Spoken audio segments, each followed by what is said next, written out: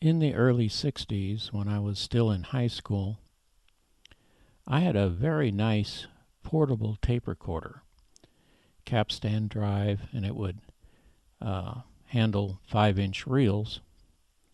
And I recorded everything. I was just absolutely fascinated with a tape recorder back then. And I did so much recording that a number of my high school friends, including Neil Doughty, started calling me Rich Recorder.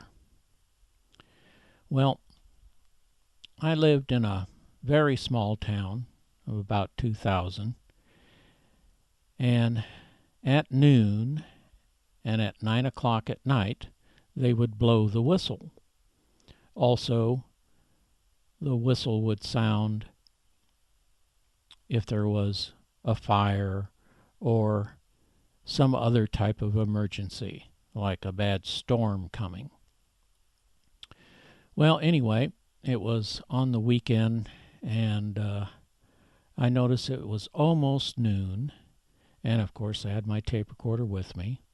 I decided to record the siren, the noon whistle. So I did, and I got a very nice recording of it. This tape recorder had a fairly large speaker, about at least 4 inches, so it was pretty good size, portable. Well, the following week, I'd taken it to school to record some classes and other things.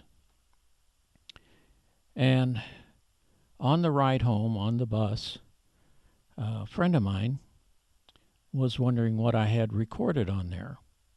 So we were playing some recordings of dogs barking and all kinds of stuff. And of course, we finally got around to the noon whistle. And I played it, and then the bus driver pulled the bus over and stopped. And then when the recording was done of the whistle, the bus driver pulled out and took off down the road. We were in town, so he was letting off students at this time.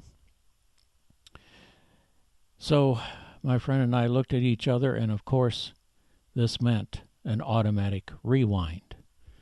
So we did, and queued it up, and when the bus driver was about in the middle of the block, I played the siren again, and the bus driver pulled the bus over and stopped. Now, this was really, really interesting to me.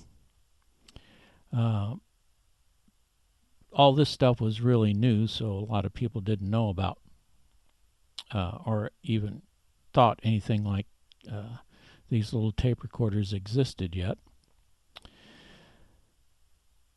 So the following weekend, my parents asked me to go down to the bakery and pick up a few things. So, of course, I took my tape recorder with me. And this bakery shop is a long, narrow shop. And at the front door, there's a large picture window. And at the other end of the shop is where the cash register is. So I'm down at that end, and there's a number of people in the shop, and of course behind the counter also. And I play the siren, and everybody in the shop runs up to the picture window to see what's going on. It's very, very interesting.